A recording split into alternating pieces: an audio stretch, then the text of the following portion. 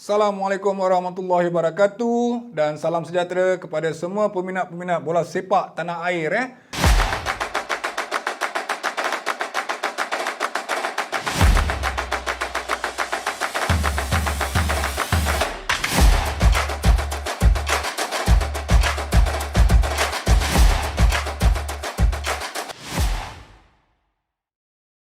Sekarang ni musim World Cup Qatar 2022. Jadi saya di sini membuat rangkuman beberapa perlawanan yang telah berlangsung. Okey, jadi perlawanan pertama antara Qatar dengan Ecuador. Ecuador mula langkah kanan dalam perlawanan pertama, kan? Kerana berjaya menewaskan pasukan tuan rumah dengan jaringan 2-0.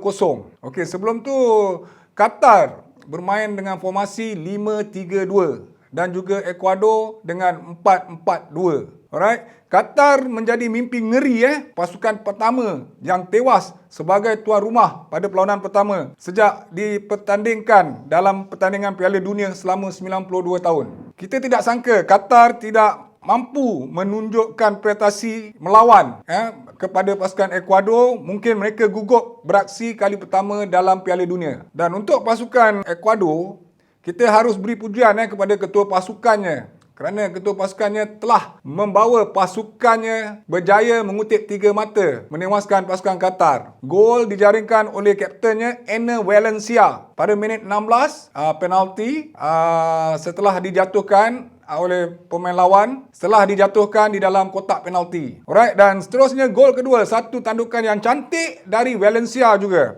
Satu tandukan yang cantik untuk gol kedua dan seterusnya hinggalah whistle penamat. Ecuador masih belum puas untuk mencipta kejayaan dalam World Cup 2022 di Qatar ni. Masih jauh lagi perjalanan untuk pasukan Ecuador. Untuk Qatar dan Ecuador ni tidaklah ada berita-berita yang menarik sangat untuk kita perbincangkan. Tetapi bagi saya Ecuador telah menunjukkan permainan yang jauh beza daripada pasukan Qatar. Itu kita perlu akui. Ecuador sebuah pasukan yang terbaik daripada Amerika Selatan. Sebelum kita nak berbincang lebih jauh, okey, kita tengok statistik untuk perlawanan Ecuador dengan Qatar. Percubaan yang dilakukan oleh pasukan Qatar sebanyak 5 dan juga Ecuador 2 percubaan dan 2 gol 2 gol dijaringkan oleh Enner Valencia.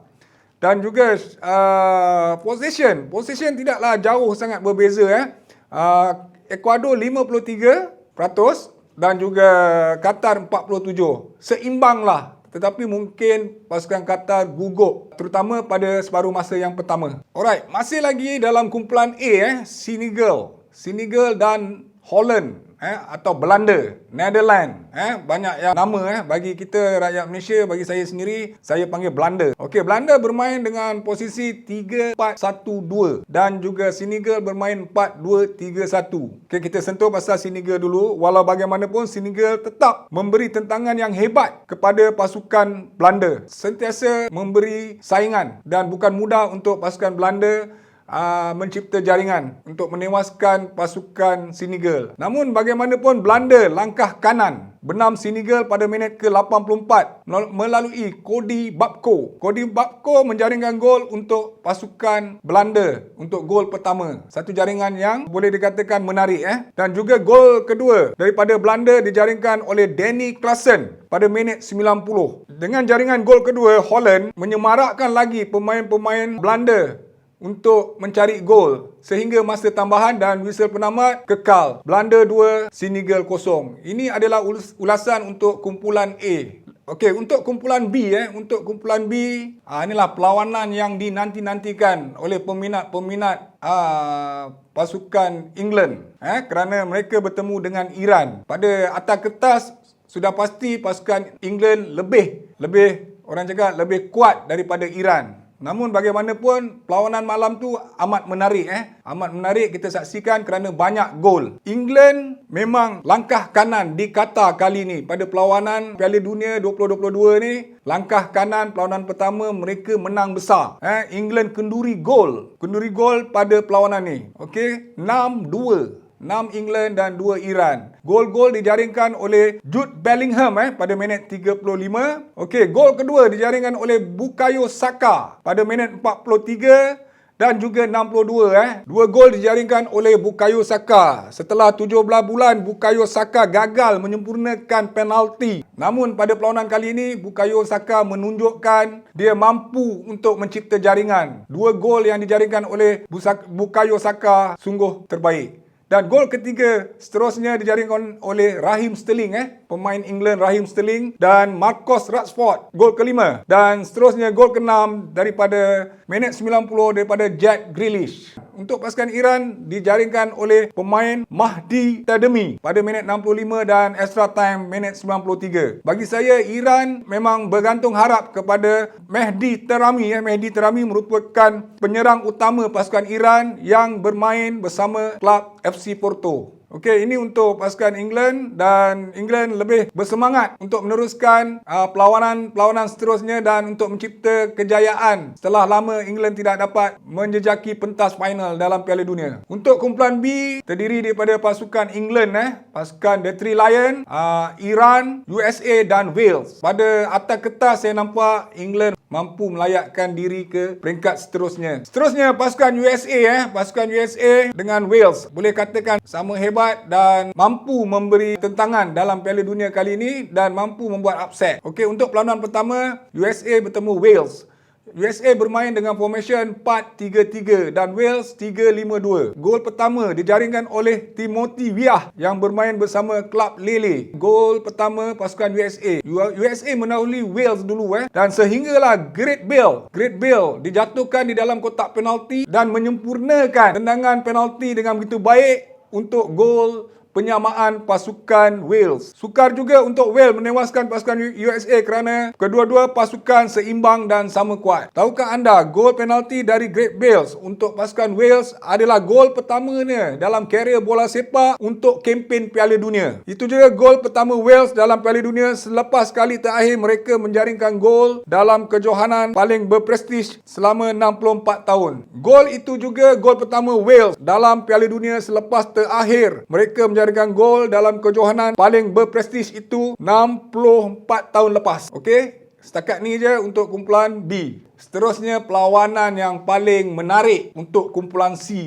Kumpulan C terdiri daripada pasukan Argentina, Arab Saudi, Mexico dan Poland. Boleh katakan kumpulan ni kira rata-ratanya mempunyai peluang untuk melayakkan diri ke peringkat seterusnya. Dan yang paling menarik bagi saya adalah perlawanan antara Argentina dan Arab Saudi. Boleh katakan ramai yang memilih Argentina, tetapi Arab Saudi berjaya membuat kejutan, menewaskan pasukan Argentina. Arab Saudi bermain dengan 4-1-4-1 dan Argentina bermain dengan 4-4-2. Okey, gol Argentina kita sudah tahu semestinya Lionel Messi melalui penalti. Misi Messi untuk menjulang Argentina pada kali ini di Qatar sukar setelah tewas pada perlawanan pertama. Dan kita berbangga kerana pasukan ASEAN Arab Saudi mampu membuat kejutan. Dan coach Herb Renard mempunyai magis untuk menyemarakkan pemain-pemain Arab Saudi hingga berjaya menumpaskan pasukan Argentina, pasukan gergasi Amerika Selatan. Dalam masa sama juga, coach Arab Saudi dijulang sebagai wira selepas menewaskan gergasi Amerika Selatan Argentina 2-1 dalam aksi pembukaan kumpulan C Piala Dunia. Coach Arab Saudi ini juga berasal daripada Perancis, berumur 54 tahun. Arab Saudi enggan mendabit dada walaupun mereka berjaya menewaskan pasukan Argentina kerana banyak lagi rintangan-rintangan di perlawanan-perlawanan seterusnya. Walaupun Arab Saudi turun sebagai pasukan underdog, bak kata Messi, dalam bola sepak boleh berlaku apa-apa pun. Memang ternyata pasukan yang diketuai oleh Lionel Messi tumpas dengan pasukan Arab Saudi. Jadi kita sebagai rakyat ASEAN ni, kita berbangga kerana Arab Saudi telah tumpaskan gergasi bola sepak dunia, Argentina. Dengan kekalahan ini, sebenarnya Argentina, Lionel Messi sendiri berkata tidak inginkan kekalahan pertama pada pembukaan kumpulan C. Tapi inilah bola sepak. Dan dalam masa sama, penduduk Arab Saudi mendapat cuti kerana kejayaan Arab Saudi menewaskan Argentina. Okey, dengan kejayaan Arab Saudi menewaskan Argentina, Raja Salman telah menghadiahkan setiap pemain sebuah kereta Rolls-Royce Phantom untuk dibagikan kepada pemain-pemain dan juga staf-staf mereka. Okey, masih lagi kita berbicara dalam kumpulan C. Piala Dunia 2022 Qatar antara Mexico dan Poland. Mexico turun dengan formation 4-3-3 dan Poland 4-1-4-1. Okey, yang menarik untuk perlawanan ni, saya tertarik dengan penjaga gol Mexico, Guillermo Ochoa. Berbelit lidah nak sebut ni kan. Penjaga gol Mexico bermain dengan cemerlang dan berjaya menepis percubaan-percubaan bahaya dari pemain-pemain Poland. Manakala Poland mendapat penalti pada minit 56 dan penyerang utama mereka, Lewandowski, gagal untuk menjaringkan gol setelah ditepis oleh penjaga gol Mexico, Guillermo Ochoa. Dan perlawanan ini berkesudahan 0-0 sehinggalah whistle penamat. Okey, bukan mudah untuk pasukan Poland dan Mexico untuk mencipta kejayaan kerana dua-dua pasukan bermain dengan serang menyerang dan cuba mencipta jaringan tetapi gagal. Dan perlawanan ini, goalkeeper Mexico man of the match pada perlawanan malam tu disebabkan dengan ketangkasan, keberanian dan kecemerlangannya menghalang percubaan-percubaan daripada pemain Poland terutama Lewandowski. Dalam kumpulan D kita berbicara tentang kumpulan D yang terdiri daripada pasukan Denmark, Tunisia, France, Australia. Jika dilihat, sudah pasti pasukan favourite adalah pasukan Perancis kerana mempunyai bintang-bintang besar dunia bola sepak seperti Mbappe dan banyak lagi. Jadi, kita bercerita dulu untuk kumpulan D ni, pasukan Denmark dan Tunisia. Denmark turun dengan sistem 3-5-2 dan Tunisia 3-4-2-1. Pujian harus diberikan kepada pasukan Tunisia kerana atas kertas Denmark sebuah pasukan favourite. Mereka mampu mengekang pasukan Denmark dari menjaringkan gol. Ini disebabkan Tunisia bermain, kita dapat lihat bermain berpasukan. Turun naik dalam perlawanan pembukaan kumpulan D. Secara statistik, memang possession lebih kepada pasukan Denmark 62%. Dan juga Tunisia sebanyak 38 lebih kurang.